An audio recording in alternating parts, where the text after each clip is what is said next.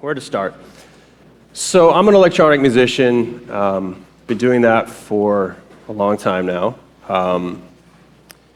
And generally when I make music, my goal is to get the music out as efficiently as possible, as quickly as possible.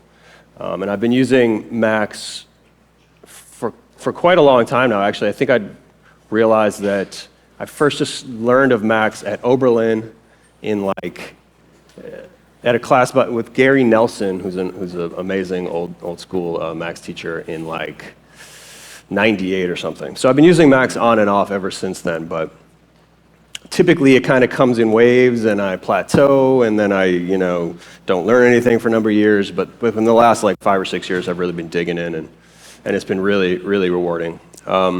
But I'm not like a heavy math person. I'm not super technical. I'm a pretty technical guy, but not in terms of coding and those kinds of things.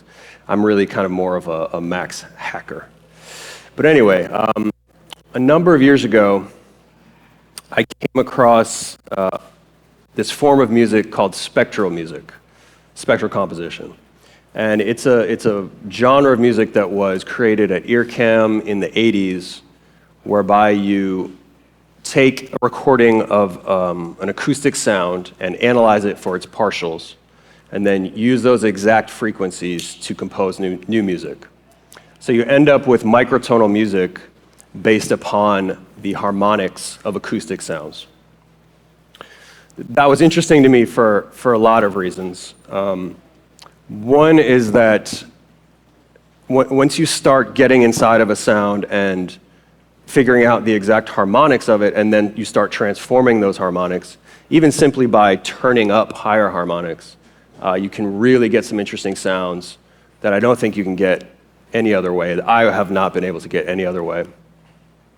And you end up with microtonal music because you are using the exact frequencies of that sound. But the microtonal music, or the microtonal sounds, sort of sound like they have a reason for being, they have a structure, because they came from the analog world. So that was really interesting to me. On top of that,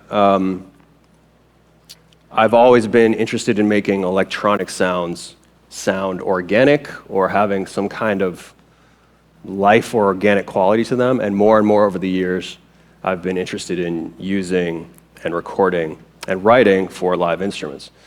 So this, when I discovered it, it made me think that this could be an amazing way to blend acoustic sounds, acoustic instruments, and electronics. In that, if you take a sound, analyze it, and say resynthesize the harmonics with sine waves, you can end up just sitting perfectly behind this acoustic sound, so much that you almost can't tell that there are any electronics going on. Then you can start playing with those partials. You can turn them up, play with their pitch, individual pitch, play with their individual amplitude, play with their individual timbre, and you can go from blending sort of perfectly with that sound to morphing out of that sound. And you can go to some incredibly dark places, say if you start pitch bending individual partials or transposing individual partials. But you can also go to incredibly beautiful places because you have perfect consonance. So you're not tied into, our equal temperament. So you can go anywhere from perfect consonance to incredible dissonance and smoothly go in between those two places. I'll try to show some of that. Cool. Let's go through some of this. Okay. So this, I should note, also coincided with the rise of MPE.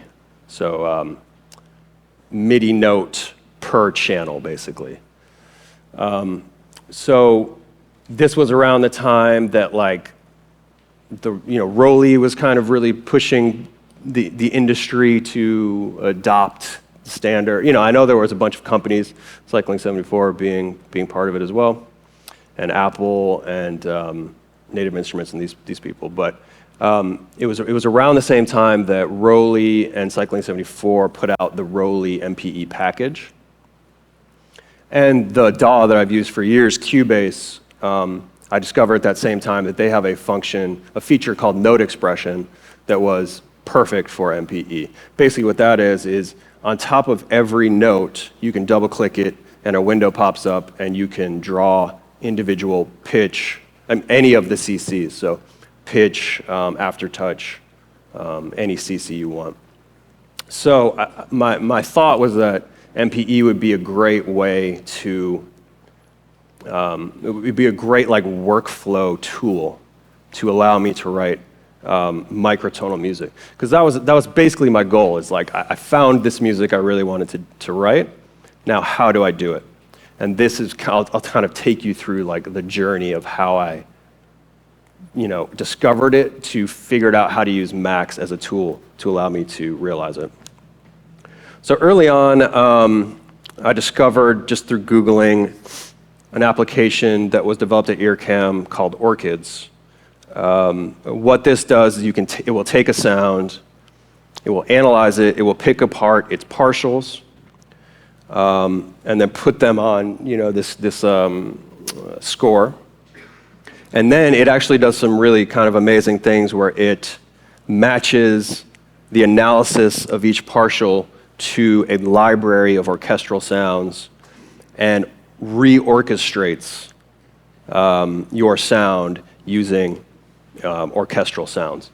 At Earcam, that's pretty much how, as far as I can tell, that's how it was used. In other words, they would take a sound, they would take it into just like a waveform analyzer, but FFT based, and figure out the exact frequencies, sort of jot them down, and then they would reorchestrate them using orchestral instruments.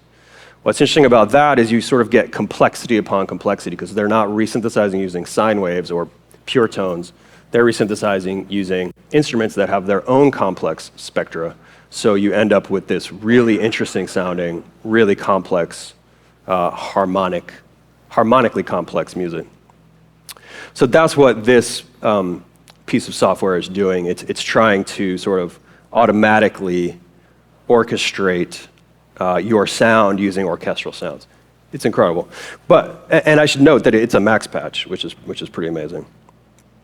And because it's a max patch, one of the things that it allows is you can analyze a sound and export a file in the Bach format, B-A-C-H. So that sort of led me to discover the amazing Bach external package, which is how they were, doing a lot of this stuff.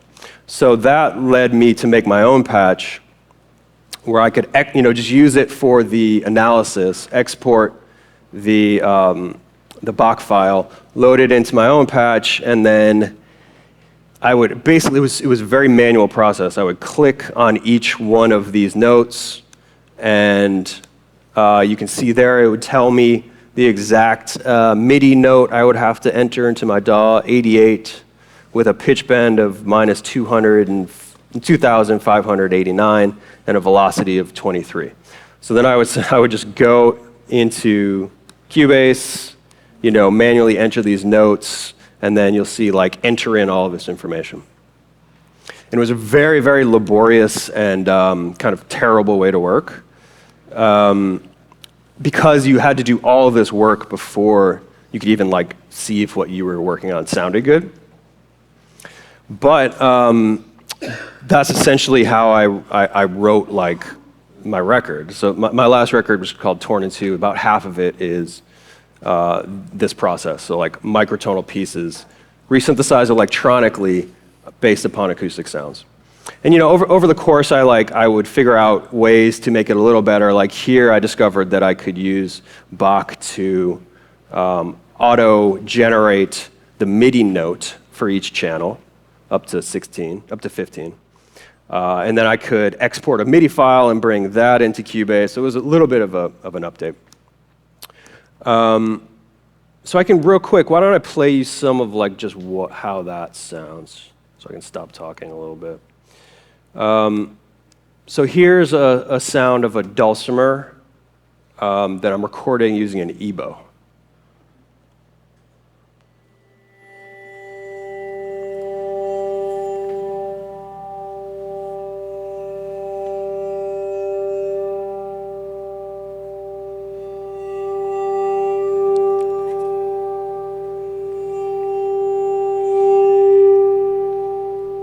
Cool.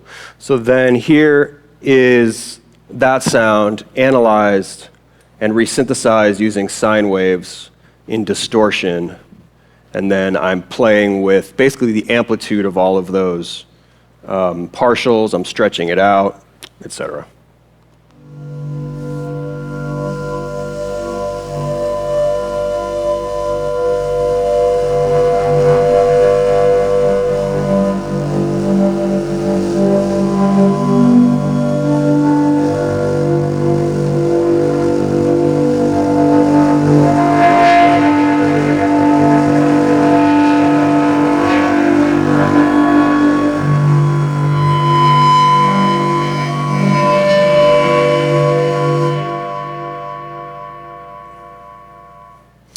Then here's the two of them together, and you'll see you really can't even, they blend basically perfectly.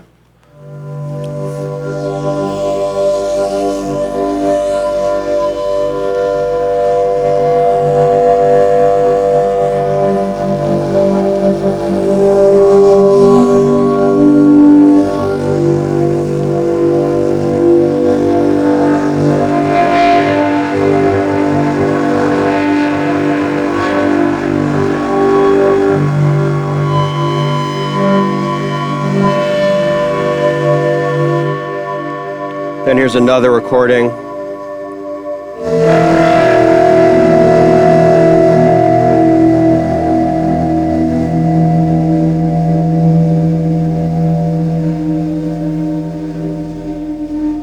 Another recording.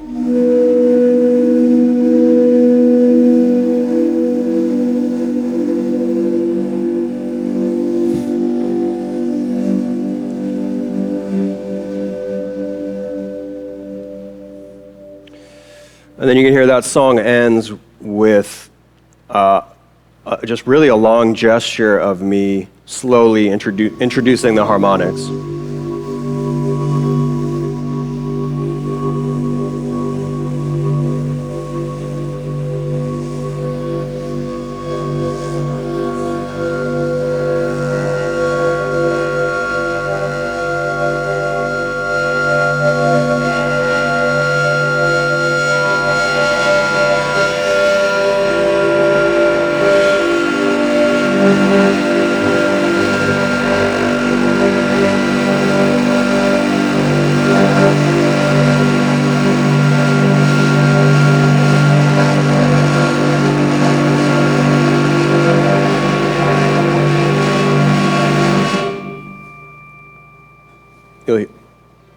There's the dulcimer.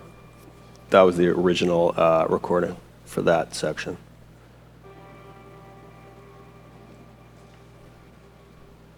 Cool. Here's one more example. This one is a crystal bachet, which is an instrument you play with when you get your fingers wet and you rub glass rods, and those glass rods vibrate these two metal resonators. It's an incredible instrument. I'll play you just the analysis, like the raw recordings, and then the piece that I created with them.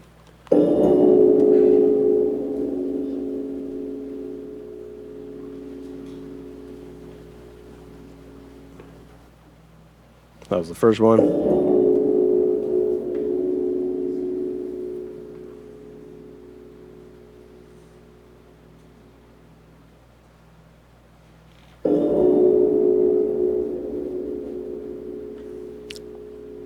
So the whole piece is laid out of just these individual hits that I then analyzed and did this process to.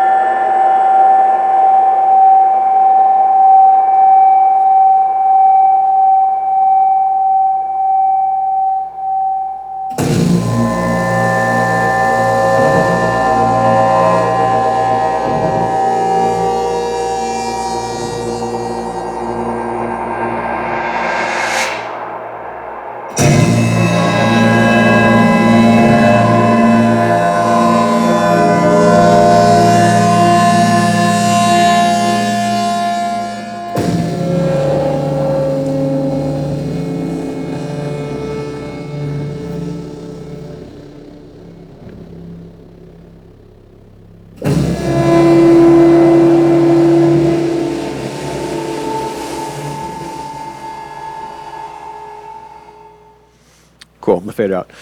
So essentially, I was able to get these. Oh, thanks. Yeah, so these kinds of sounds really intrigued me because I felt like they were ones, again, that I couldn't get to any other way. They sound other, and they can sound incredibly dark, but they sound like they have an internal structure and a reason for being, and they're not random. They somehow make sense, but they don't. They sound other. And that was just incredibly exciting to me because it opened up a world of sound. This process opened up a world of sound that I couldn't get any other way. So it sort of becomes just another tool to use when writing music. Cool. Let me start showing you the patch. And actually, so I then went about sort of creating two patches for this, because after I wrote the record, and again, in a pretty laborious way, I started to think about how I could play this stuff live. And I knew I didn't want to just play back audio. I wanted to somehow be able to perform this stuff live. So that led me, down a path of trying to figure out how to make this real time. So I'll actually show you this patch. And that it also coincided with the amazing tutorial series that Cycling 74 did called Advanced FFTs. And the last one of that, they showed how to make a polyphonic tuner that listens to all of the harmonics. And I realized that I could take that, and that could really be the heart of this real-time patch. So essentially what this is doing now is it's constantly listening to the input and doing an FFT and picking out the 15 loudest partials. So it figures out the loudest partial, it passes it over, it figures out the next loudest partial, passes it over, figures out the next loudest partial. This is the stuff that I'm like way beyond me. This is all straight from the, this code right here, I sort of took from the FFT tutorial, which amazingly was like perfectly timed. So what it does is it spits out a frequency. I then convert that frequency to MIDI with a pitch bend offset. The idea being that I can then have a soft synth, or any synth, set to plus or minus 1 pitch bend range, and then I can theoretically get any frequency I want using a MIDI note with a pitch bend offset. So it sends out the MIDI note, pitch bend, and the aftertouch, the loudness. Then it, let's see, then it essentially synthesizes the note. So it sends it out, it figures out the MIDI, the pitch bend, and then the fun part really is that I can then play with that data. So what you'll see here is these are my 15 sliders. This will show the pitch bend offset from 0 for each partial. This is my volume for each partial. And this is a separate mode, which I'll show you a bit later. So what it does is it synthesizes note. I mean, it sends note on to a soft synth. In this case, I'm using Falcon, because basically the reason I went this route and didn't synthesize using Max, for a couple reasons. One, again, like I sort of, I'd like to do things the fastest way possible. Like I wasn't really interested in building a full-fledged synthesizer in Max when there are already some amazing ones. And two, I already used this to make the music on my record. So it was like I already had all of these patches that I wanted to synthesize. So it sends 15 channels, 15 MIDI notes at a time to the synth. Each one has its own pitch bend offset and aftertouch. And then it sends the note on, and you'll see it sort of populate this screen, and then I can manipulate all of this stuff. And then I can turn it off, and then it will send the note off. So let's see if we can like get some sound out of here.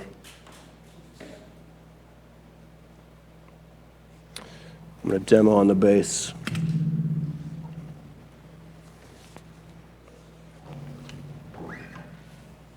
So I have a foot switch here that I use when I perform. It basically just triggers the patch. So as long as my foot's down, it's triggering it. When I take it up, it turns it off. And I have an iPad that is just mirroring the display that I can use to perform with. Let's see. So I'll just start.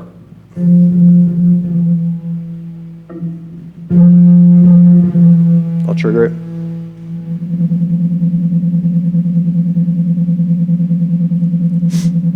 So now these are all of my partials.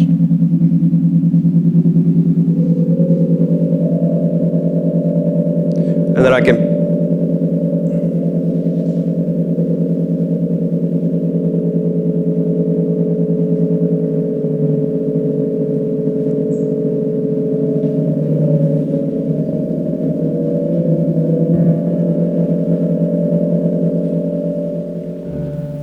Then I have ways to mess with the synth.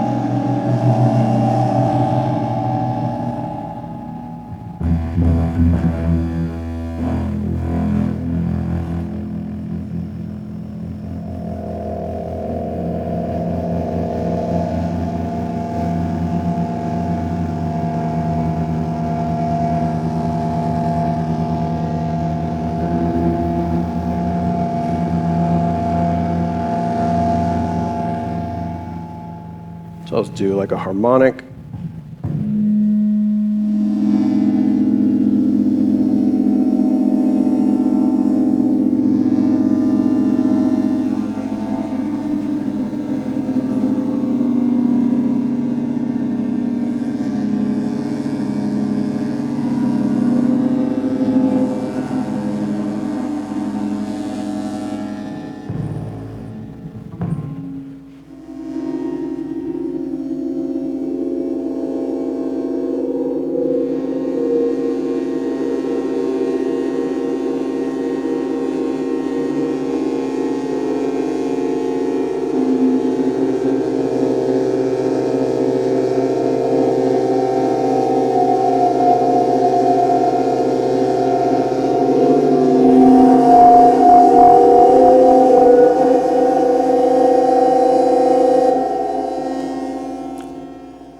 Here, I'll show with just one partial and slowly enter them in.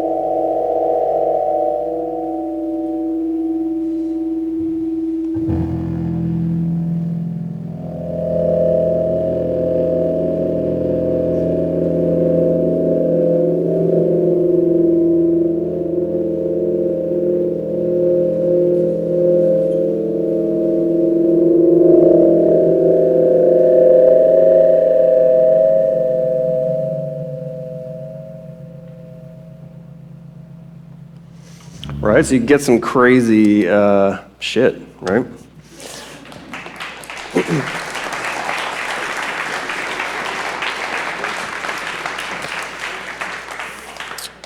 And then the other, well, okay, I have a couple modes as well.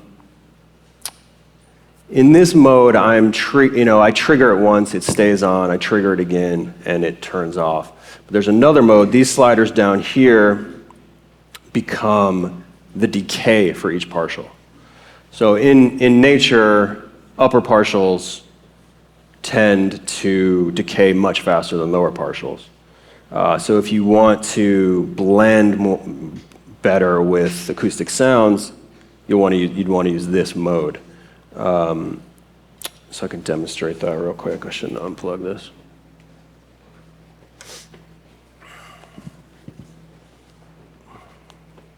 I should turn off the distortion. Cool.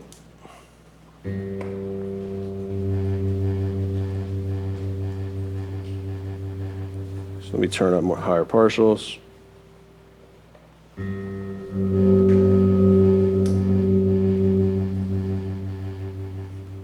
Then I have a mode that will it will auto-populate the volume of each partial. So it will analyze the sound. Let's see. Maybe.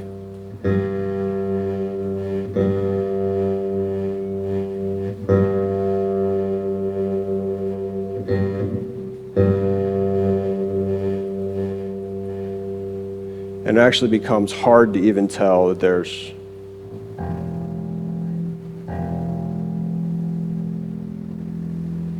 let's see.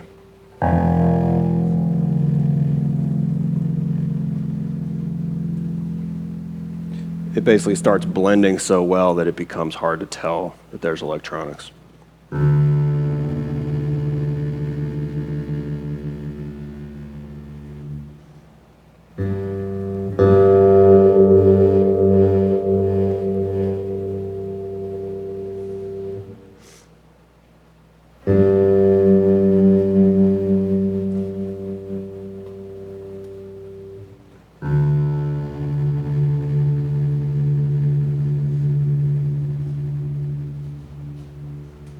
Cool.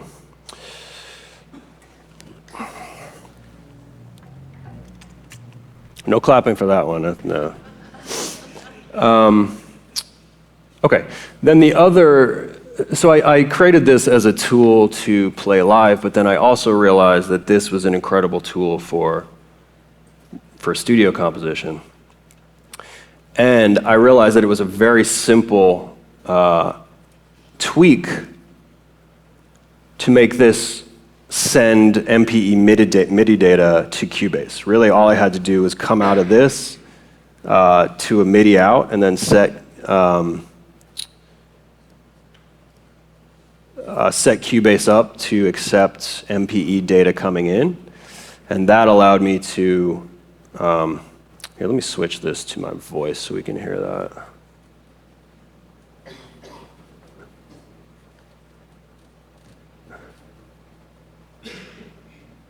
Cool. I do this. So now it's going to, every time I trigger anything, Cubase is going to be in the background receiving all of that MIDI data so that I could then, later on actually write music using this technique. Let's see if my voice works. Ooh.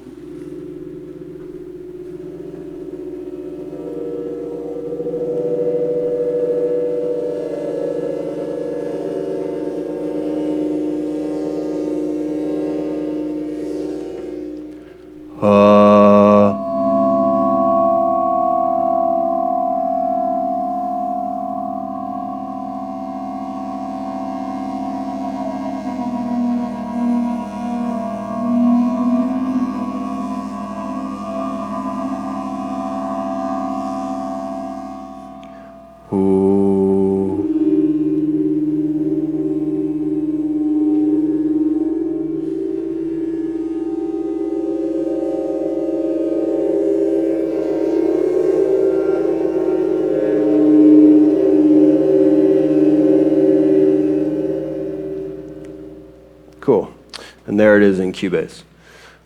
So now this is how I can write using this tool. So it sends it all into Cubase. Each one of these MIDI notes is on a different MIDI channel, which is what MPE is. And each one has its own pitch bend data, including all of the, all of the gestures that I did.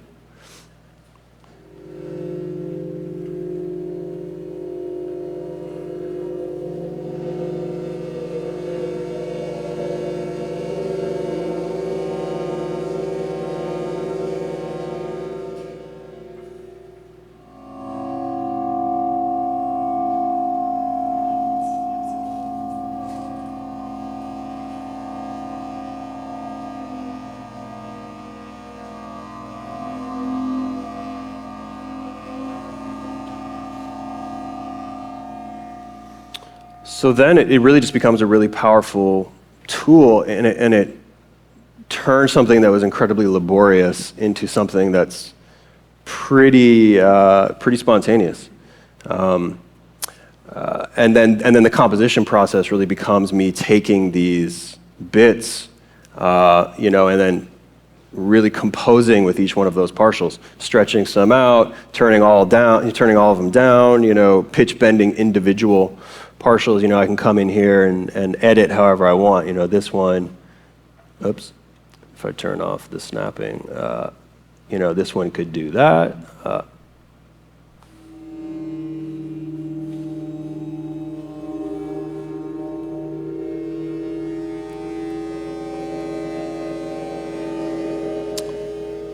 It was probably hard to hear that one, but you get the idea. And yeah, so this becomes the composition process is analyzing sounds and then, figuring out if I want to blend or if I want to come from the back or if I want to, how dark I want to get. It allows me this whole continuum of sort of being invisible versus coming way out in the front and being kind of terrifying, which I love. Yeah, are there any questions? God, I feel like that was very serious. Any questions? No questions. Is this sort of clear what I'm doing, or is it? Yeah.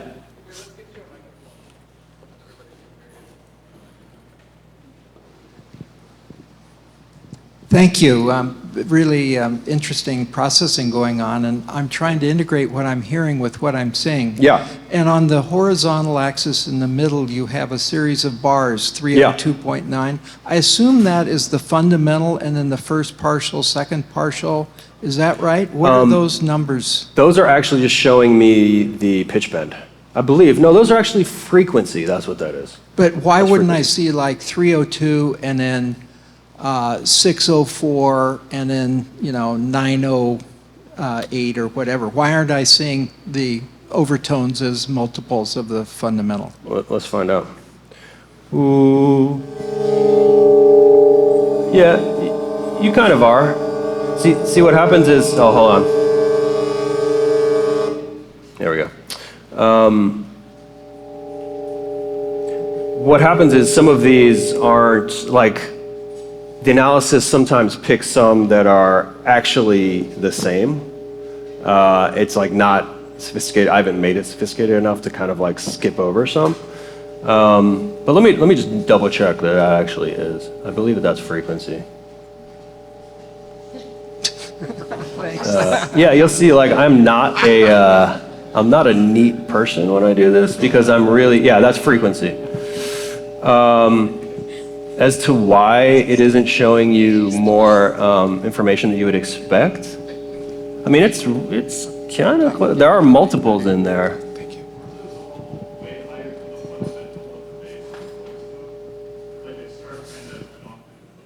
Sometimes that does happen, actually. And I actually made this little transposing thing right there. So let's turn all of them down. Sometimes it does analyze the first partial as being an octave up.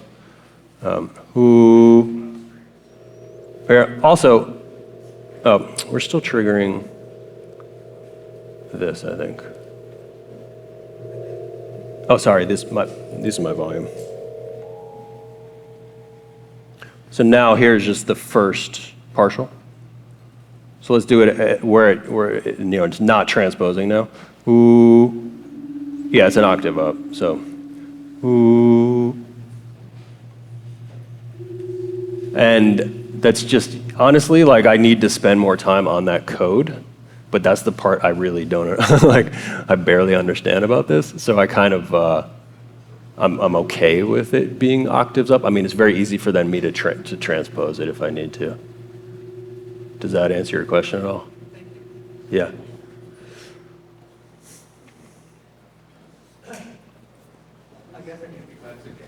Thank you so much. Really Yeah. beautiful. I would be curious to hear some more about the synthesis side of this. Like, I guess the more simple, the more sine wave-ish the synth voice that's playing, the more expectable the result. And there must be a lot of richness to be found in this technique. But just playing with the synthesis end of it, maybe we can even hear some. Sorry, what's that? You want to hear Maybe some? we could even hear some. Yeah. I think so far we've just heard like the same patch basically running as a backend. Yeah. I could play you. Yeah, I could play you another patch. But you're right. So if you synthesize using a sine wave, which this is the volume of a wavetable oscillator. This thing right here. So when it's all the way down, this is just a sine wave. Ooh. And then when I introduce this, it's just turning up the volume on a wavetable. And you're totally right in that, if you use sine waves, you're going to end up with something much more pure, much more resembling the original sound. But again, like going back to when they were first doing, like what spectral music, I guess, really is, they would then take these frequencies and resynthesize them or orchestrate them using the orchestra, which has its own harmonically rich spectra. So there is a lot to explore if you play with the timbre. And I have played around, and there's nothing to say that each harmonic needs to be synthesized in the same way. I've played around with having each one be a unique voice or a unique synth technique or something like that. Basically have a different harmonic spectra for each one, which is really interesting as well. So the other thing that I could show you, I have another version of this patch that basically allows me to perform some of the songs from my record live. And what this is doing is Ableton, I trigger an event in Ableton, and it has a MIDI file in Max that it will trigger. And that MIDI file has all of the MPE data, but then I can modify it however I want, or slow it down, or pause it, and that kind of stuff. Let's see if this is going to work.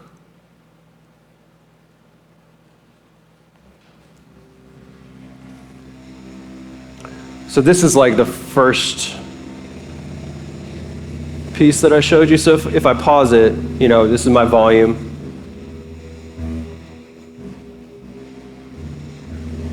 And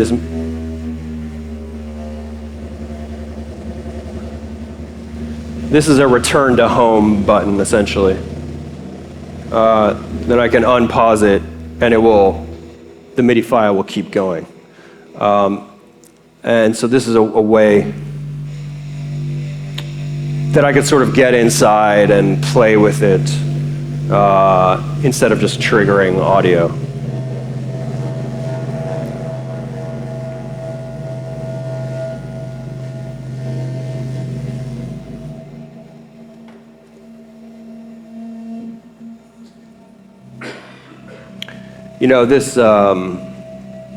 A lot of this album is very much like sub music, and this room doesn't have a lot of subs, but on a proper sound system, it's really like rattling the whole place. And a lot of what interests me about this technique is the beating frequencies, and that's why I use a fretless bass because you can like just kind of slide in and out, and you get these incredible shifting, beating rhythms. So I don't know if that answers your question about the like hearing it with other sources. I'm not set up to do like a ton of different sources, but that's totally possible. So essentially, you're playing a chord into one ME synthesizer patch. You're not just building each note to Exactly. synthesize. Exactly. And again, that was just a choice. I mean, I have done some experimentation using Max for synthesis as well, and that makes it more like, because essentially what this is it's freezing the spectrum in time, right? So whenever I trigger it, it's saying what are the harmonics, what are the frequencies of the harmonics, and what are the amplitude of the harmonics at that moment. It's not tracking it throughout time. And that would be kind of more like like a typical sort of analysis, resynthesis kind of additive synthesis kind of patch. And I have experimented with that, but and it's interesting. But for this, the idea is to really kind of freeze things. So this one is this one is using like strobe. Oops. Yeah, and again, these are just like patches that I was using when I made the record. So now I'm just reusing them. So it sounds like the record, but I can do it more live. Sorry, that has to be the last question. I'm sure, guys, you can approach Ben afterwards. Oh, I'm sure you can talk to Ben afterwards if you want to hear a bit more. But Sure. Thank you so much. Let's have another round for Ben, please. Thank you.